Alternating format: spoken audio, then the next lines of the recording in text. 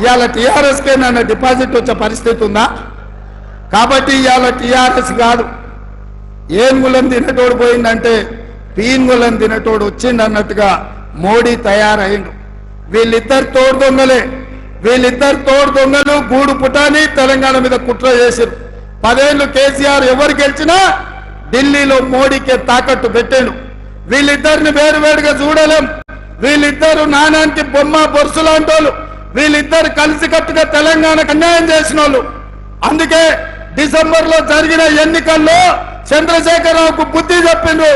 ఇవాళ మే నెలలో జరగబోయే ఎన్నికల్లో నరేంద్ర మోడీకి గుణపాఠం చెప్పాలి. నరేంద్ర మోడీ గారు ఇచ్చిన హామీలు ఏవైనా అమలైనాయా భారతీయ జనతా పార్టీ నాయకులు చెప్పాలి. ఇవాళ నేను అడుగుతున్న బీజేపీ నాయకులను, ప్రచారానికి వస్తున్న నేతలను, ఆనాడు నరేంద్ర మోడీ చెప్పిండు ప్రతి సంవత్సరం 2 కోట్ల ఉద్యోగాలు ఇస్తా అన్నాడు. 10 ఏళ్ళైంది ప్రధానమంత్రి, 20 కోట్ల ఉద్యోగాలు ఇవ్వాలి.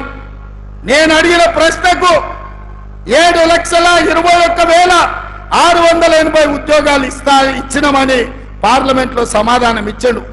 ఇస్తాన 20 కోట్ల ఉద్యోగాలు ఎక్కడా, ఇచ్చిన 7 లక్షల ఉద్యోగాలు ఎక్కడా అని చెప్పి నరేంద్ర మోడీ గారిని నేను అడుగుతున్నా. నరేంద్ర మోడీ గారు రైతులకు మాట ఇచ్చిండు, రైతుల ఆదాయాన్ని 2 చేసి ఆత్మహత్యలు ఆపుతా అని. ఆత్మహత్యలు ఆపలేదు, ఆదాయం పెరగలేదు. కానీ వ్యవసాయాన్ని రైతు వ్యతిరేక నల్ల చట్టాలు తీసుకొచ్చి అదాని అంబానీ అమెజాన్లకు అమ్మడానికి చూసి రైతుల ప్రాణాలను అదాని దగ్గర తాకట్టు పెడితే ఢిల్లీ సరిహద్దుల్లో లక్షలాది మంది రైతులు 16 నెలలు వీరోచితమైన పోరాటం చేసింది.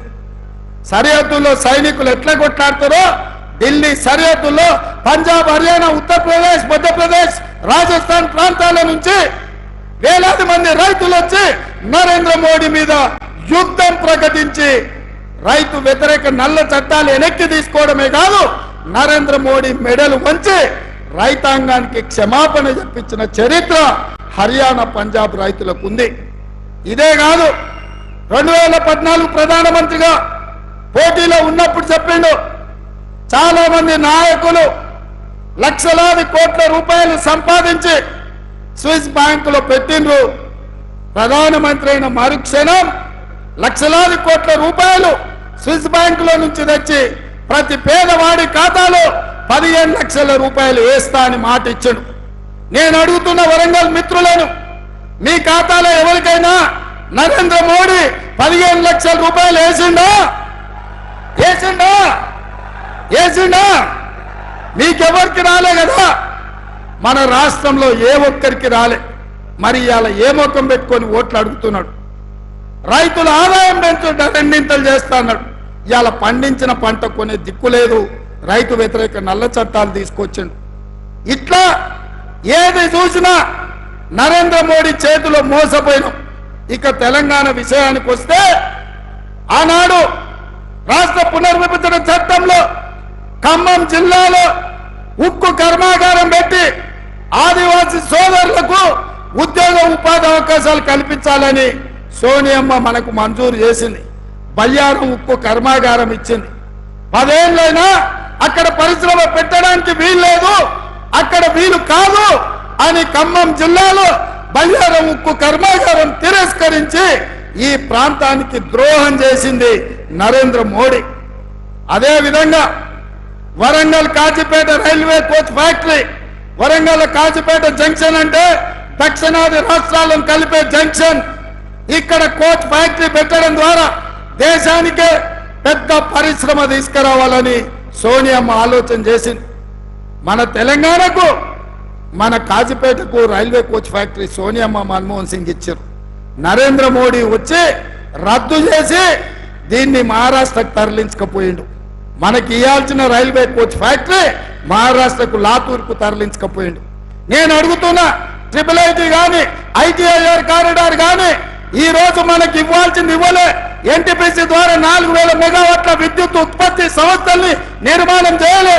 గిరిజన యూనివర్సిటీ కొట్లాడంగా నిన్నగాక మొన్న మంజూరు చేసిండు. ఇట్లా చెప్పుకుంటూ పోతే నరేంద్ర మోడీ చేసిన ద్రోహం అంతా ఇంత కాదు. అదే కాదు మిత్రులారా, ఆనాడు కాంగ్రెస్ అధికారంలో ఉన్నప్పుడు పెట్రోల్ 55 రూపాయలు ఉండే, ఇవాళ 110 రూపాయలు చేసిండు. ఆయిల్లో డీజిల్ 50 రూపాయలు ఉండే, ఇవాళ 100 రూపాయలు చేసిండు. ఆయిల్లో మా అక్కలకు సిలిండర్ 400 ఉండే, ఇవాళ 1200 చేసిండు. ఇంకా ఏం మిగిలిందా మా దగ్గర దోసుకోవడానికి? మా చేనేత కార్మికులు కష్టపడి రెక్కలు ముక్కలు చేసుకుంటుంటే ఇవాళ చేనేత పరిశ్రమ మీద జిఎస్టి వేసిండు. అగ్గిపెట్టే సబ్బు బిల్ల, ఆఖరికి వాళ్ళు దేవుడి భక్తులు అంటారు, అగరబత్తీలను కూడా వదిలే అగరబత్తీల మీద కూడా జిఎస్టి వేసాడు.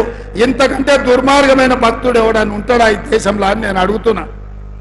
ఇవాళ అన్ని పోయినాయి, చేసింది లేదు, చెప్పుకునేటందుకు లేదు, చెప్తే నమ్మేటోడు లేడు. అందుకే పిచ్చి పట్టుకుంది బీజేపీ వాళ్లకు, మత పిచ్చి. ప్రజల మధ్యలో, భాష మధ్యలో, ప్రాంతాల మధ్యలో చిచ్చు పెట్టి విభజించి ఎన్నికల్లో నెగ్గాలి అని ఆలోచన చేస్తారు. అట్లయినా వాళ్ళకి ఎవరు దొరకలే. ఎవరు దొరికినా ఈ నుంచే మీరు బండకేసి కొట్టిన ఆయన దొరికిండు అరూరు రమేష్. ఎవరా ఆయన? మీ భూములు మింగిన అనకొండ కాదా? ఊరూర్లో భూములు ఆక్రమించుకున్నాడు కాదా? అంగి మార్చి, రంగు మార్చి, జెండా మార్చి వస్తే ఈ వరంగల్ ప్రజల అమాయకులా గుర్తుపట్టారా? ఏ రూపంలో వచ్చినా, ఏ ఏసమేసుకు వచ్చినా అరూరు రమేష్ ను బండకేసి కొట్టేది గ్యారంటీ.